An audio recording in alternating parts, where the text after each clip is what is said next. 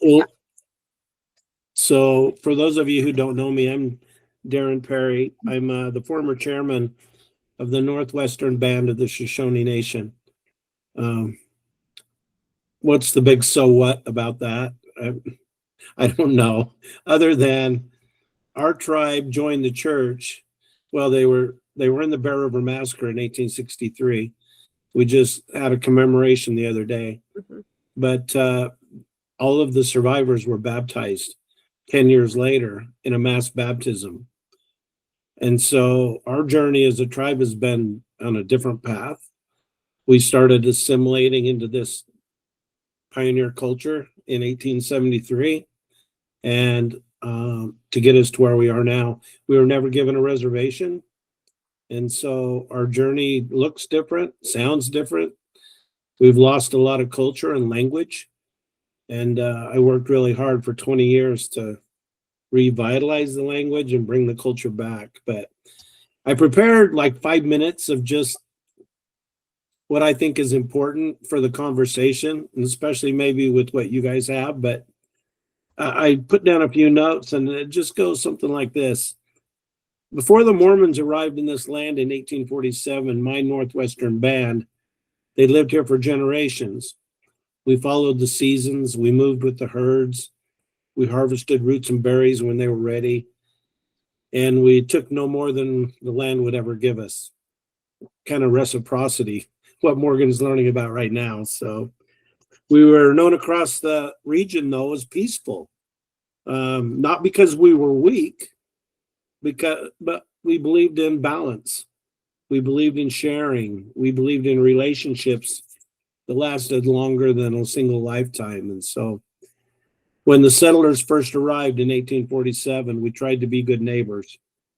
That was our way. We welcomed them. We traded with them. We helped them understand that the land was that they were living on. But you know what? They didn't stop coming. Good hell, they just didn't stop coming. More and more wagon trains arrived. Fences went up. Water was diverted.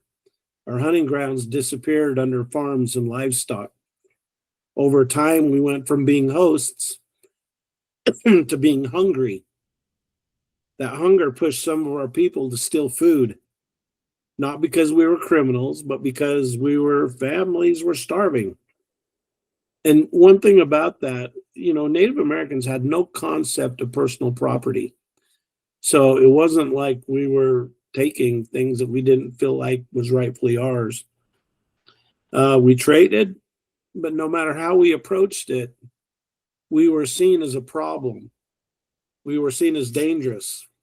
We were called names that many of us, I wouldn't even repeat. But we still held on to peace because we knew the alternative was clear.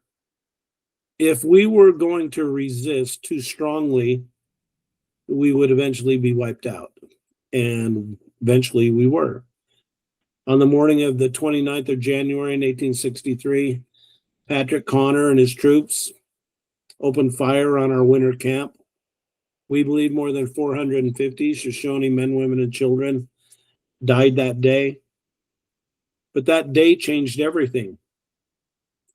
I think after that, our leaders understood that resistance meant annihilation.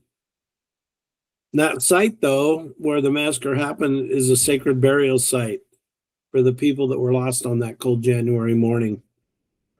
And so I've always asked, how did we get here? And my grandmother would always ask, how is our story ever going to be told? And so, I've been on this journey to look back. When Peter Mon and that first group of pioneers moved to the Cache Valley in the fall of 1855, my grandmother said they were met with many challenges. The Shoshone helped them with their winter homes as the snow was going to be coming soon. They showed the saints what plants and roots they could harvest before winter. That initial relationship was characterized by mutual curiosity and relatively peaceful interactions. There was an exchange of knowledge and resources that benefited both groups. But as more and more settlers came to the valley, that increased pressure on the resources. And that relationship began to strain under the weight of competition. That changing relationship was not a reflection of a moral decline among my people, but it was a consequence of the depletion of resources that they depended upon. And I talk about that here in the north, but I think if you look to Utah County and the Timpanogos Band, that was the story. That was the story of Mormon settlement. And so those rapid, expansive settlements disrupted ecosystems, leading to scarcity and hardship for many indigenous people. Desperate to survive, the Shoshones were forced into action that was misinterpreted by the soldiers. And we all know what happened after that. The Bear River Massacre stands as a firm reminder of the devastating impact of colonial expansion. And it showed what the consequences would be if both groups tried to share the same space.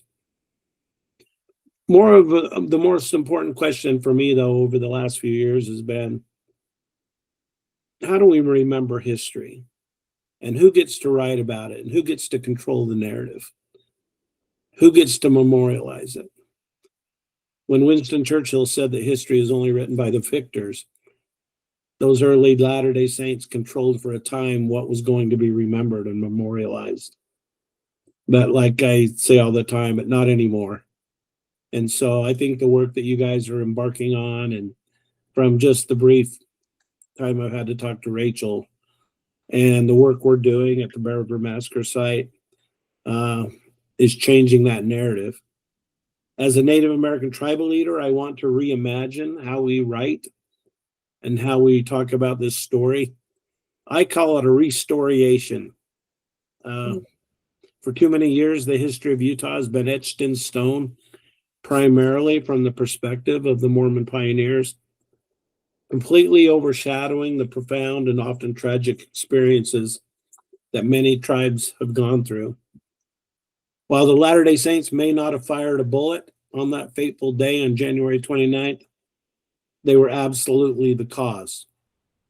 And they should not be the ones who get to write the final chapter.